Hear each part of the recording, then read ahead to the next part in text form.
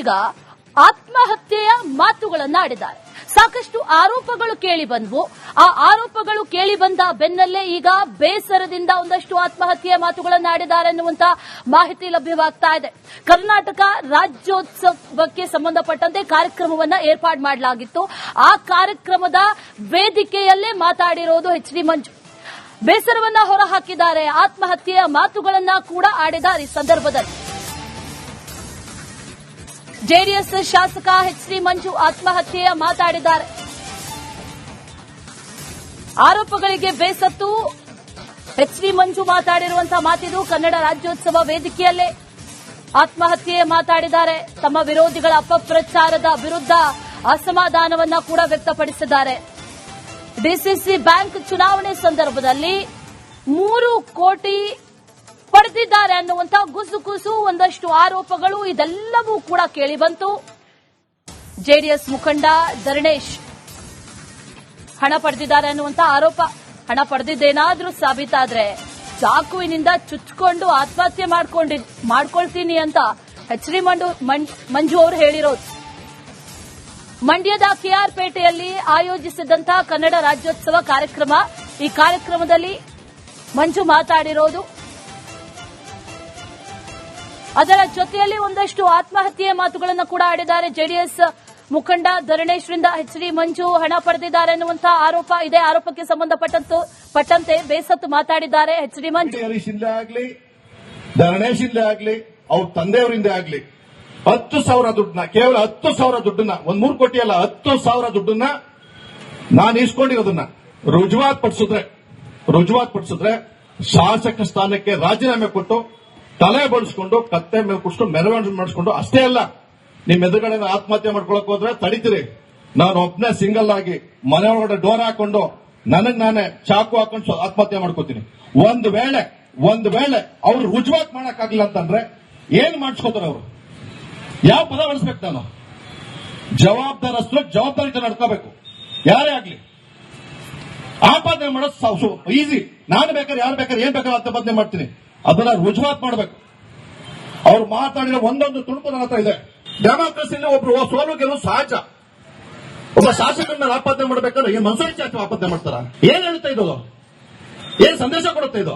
ಇಡಿ ಹರೀಶ್ ಕೊಟ್ಟಿದ್ರಂತೆ, ನಾನು ಕಾರಣ ನಾವು ತಿಳಿಸ್ಕೊಂಡು ಹೋಗ್ಬೇಕು ಅಂತ ಇವತ್ತು ನನ್ಗಿದೆ. ಇವತ್ತು ನಾನು ವರ್ಷದಲ್ಲಿ 3.5 ಕೋಟಿ ಸರ್ಕಾರಕ್ಕೆ ರಾಯಲ್ಟಿ, ಇನ್ಕಮ್ ಟ್ಯಾಕ್ಸ್, ಜಿಎಸ್ಟಿ, ನನ್ನ ಟ್ಯಾಕ್ಸ್ ಕಟ್ಟುವಂತ ಸಂಪೂರ್ಣ ವಿಚಾರ ಇದೆ. ಮಾಹಿತಿ ದಾಖಲೆ ಕೊಡ್ತೀನಿ. ನಾನು ನನ್ನ ಹೆಂಡತಿ, ನನ್ನ ತಮ್ಮಿಂದ ಒಂದು ಜವಾಬ್ದಾರಿ ನಡ್ಕೋಬೇಕು. ಇದು ನನ್ನ ಉದ್ದೇಶ.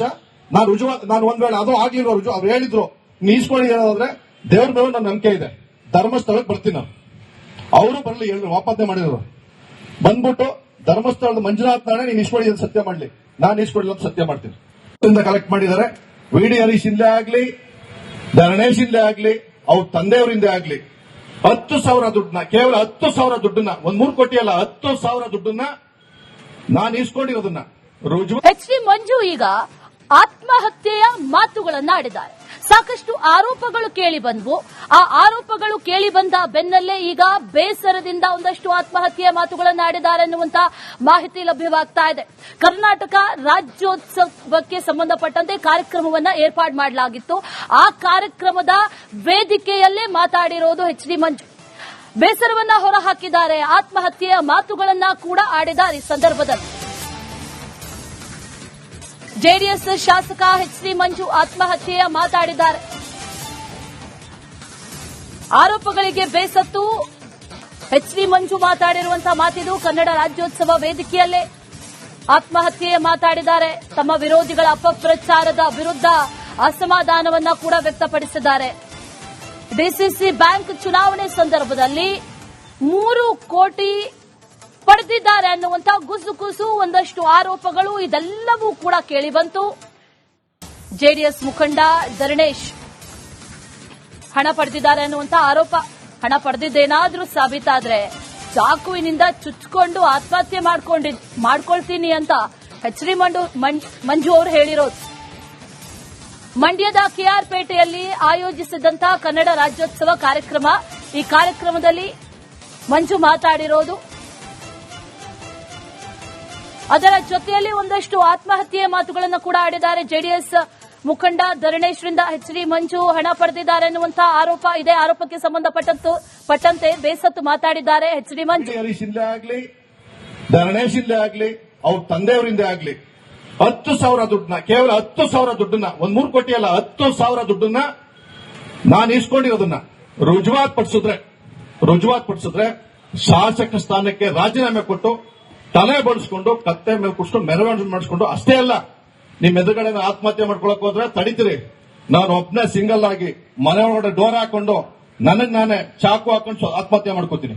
ಒಂದ್ ವೇಳೆ ಅವ್ರು ರುಜುವಾತ್ ಮಾಡಕ್ಕಾಗಿಲ್ಲ ಅಂತಂದ್ರೆ ಏನ್ ಮಾಡಿಸ್ಕೋತಾರೆ ಅವರು?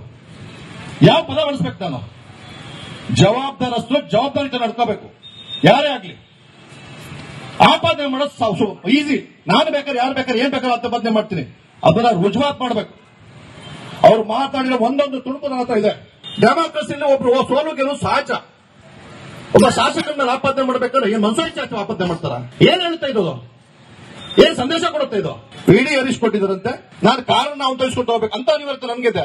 ಇವತ್ತು ನಾನು ವರ್ಷದಲ್ಲಿ 3.5 ಕೋಟಿ ಸರ್ಕಾರಕ್ಕೆ ರಾಯಲ್ಟಿ, ಇನ್ಕಮ್ ಟ್ಯಾಕ್ಸ್, GST, ನನ್ನ ಟ್ಯಾಕ್ಸ್ ಕಟ್ಟುವಂತ ಸಂಪೂರ್ಣ ವಿಚಾರ ಇದೆ. ಮಾಹಿತಿ ದಾಖಲೆ ಕೊಡ್ತೀನಿ. ನಾನು ನನ್ನ ಹೆಂಡತಿ ನನ್ನ ತಮ್ಮಿಂದ ಒಂದು ಜವಾಬ್ದಾರಿ ನಡ್ಕೋಬೇಕು. ಇದು ನನ್ನ ಉದ್ದೇಶ. ನಾನು ಒಂದ್ ವೇಳೆ ಅದು ಆಗ್ಲಿಲ್ಲ, ಅವ್ರು ಹೇಳಿದ್ರು ನೀಸ್ಕೊಂಡಿದ್ರೆ ದೇವ್ರ ಮೇಲೆ ನನ್ನ ನಂಬಿಕೆ ಇದೆ. ಧರ್ಮಸ್ಥಳಕ್ಕೆ ಬರ್ತೀನಿ ನಾನು.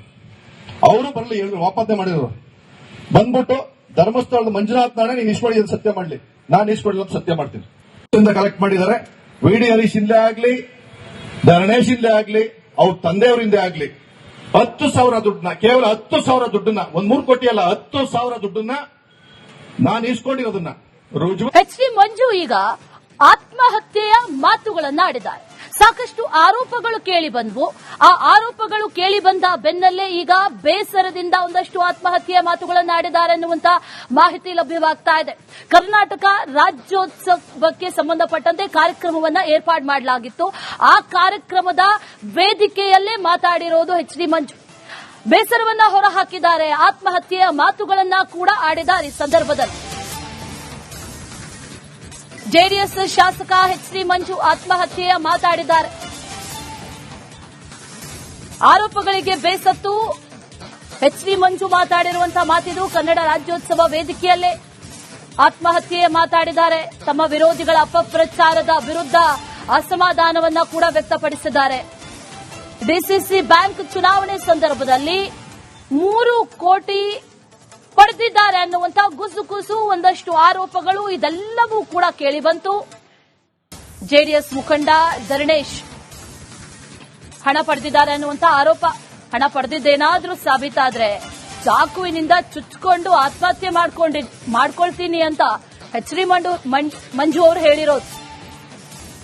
ಮಂಡ್ಯದ ಕೆಆರ್ ಪೇಟೆಯಲ್ಲಿ ಆಯೋಜಿಸಿದಂತಹ ಕನ್ನಡ ರಾಜ್ಯೋತ್ಸವ ಕಾರ್ಯಕ್ರಮ.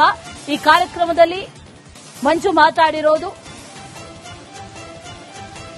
ಅದರ ಜೊತೆಯಲ್ಲಿ ಒಂದಷ್ಟು ಆತ್ಮಹತ್ಯೆಯ ಮಾತುಗಳನ್ನು ಕೂಡ ಆಡಿದ್ದಾರೆ. ಜೆಡಿಎಸ್ ಮುಖಂಡ ಧರಣೇಶ್ರಿಂದ ಎಚ್.ಡಿ. ಮಂಜು ಹಣ ಪಡೆದಿದ್ದಾರೆ ಎನ್ನುವಂತಹ ಆರೋಪ ಇದೆ. ಆರೋಪಕ್ಕೆ ಸಂಬಂಧಪಟ್ಟಂತೆ ಬೇಸತ್ತು ಮಾತಾಡಿದ್ದಾರೆ ಎಚ್.ಡಿ. ಮಂಜು. ಹರೀಶಿಂದ ಆಗ್ಲಿ, ಧರಣೇಶಿಂದ ಆಗ್ಲಿ, ಅವ್ರ ತಂದೆಯವರಿಂದ ಆಗ್ಲಿ 10,000 ದುಡ್ಡನ್ನ, ಕೇವಲ 10,000 ದುಡ್ಡನ್ನ, 3 ಕೋಟಿ ಅಲ್ಲ, 10,000 ದುಡ್ಡನ್ನ ನಾನು ಇಸ್ಕೊಂಡಿರೋದನ್ನ ರುಜುವಾತ್ ಪಡಿಸಿದ್ರೆ ಶಾಸಕ ಸ್ಥಾನಕ್ಕೆ ರಾಜೀನಾಮೆ ಕೊಟ್ಟು ತಲೆ ಬಡಿಸ್ಕೊಂಡು ಕತ್ತೆ ಮೇಲೆ ಕುಡಿಸ್ಕೊಂಡು ಮೆರವಣಿಗೆ ಮಾಡಿಸ್ಕೊಂಡು, ಅಷ್ಟೇ ಅಲ್ಲ ನಿಮ್ ಎದುರುಗಡೆ ಆತ್ಮಹತ್ಯೆ ಮಾಡ್ಕೊಳಕ್ ಹೋದ್ರೆ ತಡಿತೀರಿ.